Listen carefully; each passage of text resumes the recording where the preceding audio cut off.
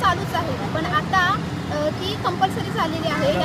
ही training जी आहे ती 2027पर्यंत मार्चच्या आपल्याला 150 पॉईंट मिळवायचे आहेत आणि हे पॉसिबलच नाही आहे 150 पॉईंट मिळवणं. त्याचं कारण असं की पहिला मुद्दा ही जी ट्रेनिंग आहे ती डिस्ट्रिक्ट लेवलला म्हणजे सिव्हिल हॉस्पिटलमध्ये महिन्यातून 2दा अरेंज होते आणि संपूर्ण रत्नागिरी जिल्ह्यातून कोसाकोसावर खूप सारी गावे आहेत. तिथे ANM, GNM, BSc आणि खूप सारे CHO असे खूप सारे स्टाफ नर्स काम करतात आणि त्यांना एवढ्या लांब येणं शक्य नाही आहे. आणि जरी त्यांनी अप्लाय केलं आणि जर तो कोटा फुल झाला तरी बऱ्याच नर्स त्याच्यातून सुटतात ती ट्रेनिंग मिळण्यापासून. मग माझा प्रश्न असा आहे की जेवढे डिस्ट्रिक्ट लेवलला स्टाफ नर्स आहेत त्यांच्यासाठी ती ट्रेनिंग आहे का? पूर्ण महाराष्ट्रभर खूप सारे स्टाफ नर्स आहेत, त्या प्रत्येकाची ही ट्रेनिंग झाली पाहिजे. दुसरा विषय असा की ड्युटी ॲडजस्टमेंट होत नाही. आम्ही आता रुग्ण सांभाळायचे ह्या ट्रेनिंग करायच्या, ट्रेनिंग ही व्हायलाच हवी. आम्ही CNE किंवा CPDच्या बंदच करा याच्या विरोधात नाही आहे.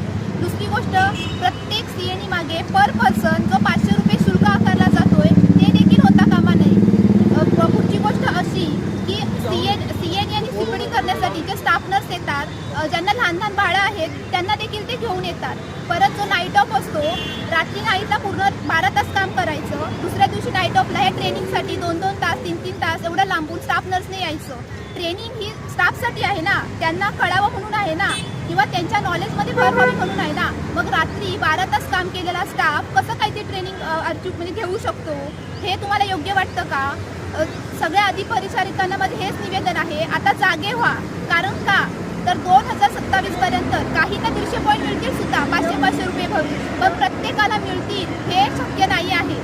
तर आणि जर हे 500 पॉईंट 150 पॉईंट नाही मिळाले तर तुमचं रजिस्ट्रेशन, महाराष्ट्र नर्सिंग काउन्सिलचं जे रजिस्ट्रेशन आहे ते रिन्यू होणार नाही. ते तुमचं काम करायचं लायसन आहे आणि ते जर रिन्यू नाही झालं तर तुम्ही ह्याच्या पुढे भविष्यात काम करू शकत नाही. तुमचं जे लायसन आहे ते काढून घेतलं जाणार. जर तुम्ही कामावर नसणारच आहे तर तुम्ही ड्युट्या तरी कुठून करणार? तर माझं एवढंच निवेदन आहे पूर्ण महाराष्ट्रातील स्टाफला की आता तरी डोळे उघडा, एकत्र या आणि या आमच्या लढ्यात सहभागी व्हा. आपल्या सोबत असलेल्या या बॅनरमध्ये करोडो रुपयाचा भ्रष्टाचार भुयारी मार्ग त्याच्यामध्ये असं म्हटलं जाईल, तो कसा काय नेमका? बघा, आता पूर्ण महाराष्ट्र राज्यात किती स्टाफ नर्स आहेत, किती सब सेंटर आहेत, किती CSC आहेत, किती डिस्ट्रिक्ट हॉस्पिटल आहेत. प्रत्येक हॉस्पिटलमध्ये ज्या स्टाफ नर्स काम करतात त्याच्या पर स्टाफ मागे 500 रुपये. म्हणजे तुम्हीच विचार करा, मला कॅल्क्युलेशन करायची गरजच नाही आहे की किती रुपये येत आहेत इकडे.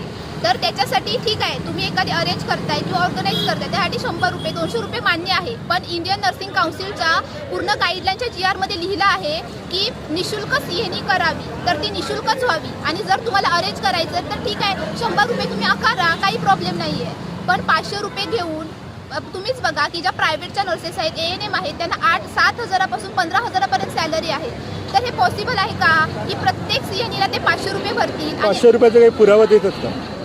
500 रुपयाचं नाही. मी खरं सांगते, मी स्वतः ही जी चुकीच्या पद्धतीने ट्रेनिंग घेते ती एकही अटेंड केलेली नाही. जी निशुल्क आहे, जी ऑनलाईन आहे, ती एकच CNE अटेंड केलेली आहे, कारण मी त्याच्या सक्त विरोधात आहे.